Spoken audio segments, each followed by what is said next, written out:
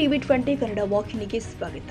ಕಳೆದ 20 ದಿನಗಳಿಂದ ಸತತ ಮಳೆಯಿಂದಾಗಿ 100 ಎಕರೆ ಈರುಳ್ಳಿ ಬೆಳೆದಿದ್ದು ಮಳೆಯಿಂದ ಸಂಪೂರ್ಣ ಹಾಳಾಗಿದೆ. ಈ ಘಟನೆ ವಿಜಯನಗರ ಜಿಲ್ಲೆಯ ಕೊಟ್ಟೂರು ತಾಲೂಕಿನ ತುಲಾಹಳ್ಳಿ ಗ್ರಾಮದಲ್ಲಿ ಜರುಗಿದೆ. ಬೆಳೆ ಹಾಳಾದ ಹೊಲದಲ್ಲಿ ರೈತರು ತಮ್ಮ ದುಃಖವನ್ನು ತೋಡಿಕೊಂಡಿದ್ದಾರೆ. ರೈತರು ಬೆಳೆದ ಈರುಳ್ಳಿ ಬೆಳೆಗೆ ಇನ್ಸೂರೆನ್ಸ್ ಬೆಳೆ ವಿಮೆ ಮಂಜೂರು ಮಾಡಬೇಕು. ರಾಜ್ಯ ಸರ್ಕಾರದಿಂದ ಎಕರೆಗೆ 60,000 ಪರಿಹಾರ ಕೊಡಬೇಕು ಅಂತ ರೈತರು ಆಗ್ರಹ ಮಾಡಿದ್ದಾರೆ. ಈರುಳ್ಳಿ ಬೆಳೆಗಾರರ ಸಂಘದ ತಾಲೂಕು ಅಧ್ಯಕ್ಷರು ಆದ ಉಮೇಶ್ ಮಾತನಾಡಿ, ಈರುಳ್ಳಿ ಬೆಳೆಗಾರರು ಸಂಕಷ್ಟದಲ್ಲಿ ಇದ್ದಾರೆ. ಹೀಗಾಗಿ ಈರುಳ್ಳಿ ಬೆಳೆಗಾರರಿಗೆ ಸೂಕ್ತ ಕೊಡಬೇಕು ಅಂತ ಅನ್ನದಾತರು ಆಗ್ರಹ ಮಾಡಿದ್ದಾರೆ. ಸುಮಾರು 15 ದಿವಸದಿಂದ ನಿರಂತರ ಮಳೆಯಿಂದಾಗಿ ನಮ್ಮೂರಲ್ಲಿ ಏರಳವಾಗಿ ಈರುಳ್ಳಿ ಬೆಳೀತಾ ಇದ್ವಿ. ತುಂಬ ನಷ್ಟ ಆಗಿಬಿಟ್ಟಿದೆ. ಈಗ 15 ದಿವಸ ಆಯಿತು.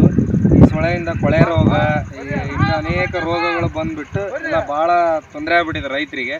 50,000 ರಿಂದ 60,000 ಖರ್ಚು ಮಾಡಿ ಬೆಳೆದಿದ್ದೀವಿ. ಇಷ್ಟಕ್ಕಂದು ಲಾಸ್ ಆಗೈತಿ. ಸರ್ಕಾರ ಇದಕ್ಕೆ ಸೂಕ್ತವಾದ ಪರಿಹಾರನ ಕೊಡಲೇಬೇಕು.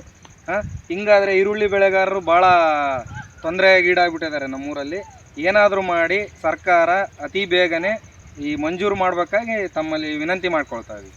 ನೋಡಿ, ನಾವು ಒಂದು ಎಕರೆಗೆ 50 ರಿಂದ 60, 70 ಅವ್ರವ್ರ ಇದ್ರ ಮೇಲೆ 1 ಲಕ್ಷದವರೆಗೆ ಒಂದು ಎಕರೆ ಖರ್ಚು ಮಾಡಿ ಈರುಳ್ಳಿ ಬೆಳೆದಿದ್ದೀವಿ.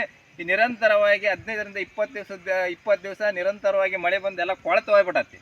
ಆದ್ರೂ ಸರ್ಕಾರ ನಮ್ಮ ರೈತರ ಕಡೆ ಒಂಚೂರು ಕಣ್ ತೆಗೆದು ನೋಡ್ತಾ ಇಲ್ಲ.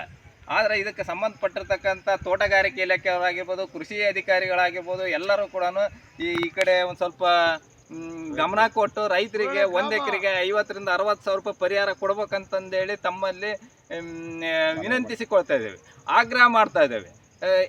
ಆದರೂ ಕೂಡ ಸರ್ಕಾರ ಇಷ್ಟೆಲ್ಲ ಲಾಸ್ ಆದರೂ ಕೂಡ ಯಾವ ಕಣ್ ತೆರೆದು ನೋಡ್ತಾ ಇಲ್ಲ.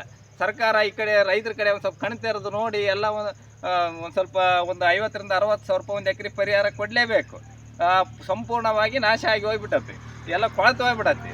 ಈಗ 15 ರಿಂದ 20 ದಿವಸ ನಿರಂತರ ಮಳೆ, ಸುಮಾರು ಅಂದರೆ ನಮ್ಮ ಗ್ರಾಮದೊಳಗೆ ಇಡೀ ರಾಜ್ಯದಲ್ಲಿ 5ನೇ ಗ್ರಾಮ ಪಂಚಾಯತಿ ಅತಿ ಹೆಚ್ಚು ಮಳೆ ಆಗಿರೋ ಕಾರಣದಿಂದ ಪೂರ್ತಿ ಸಂಪೂರ್ಣವಾಗಿ ನಾಶ ಆಗಿ ಹೋಗ್ಬಿಡತ್ತೆ.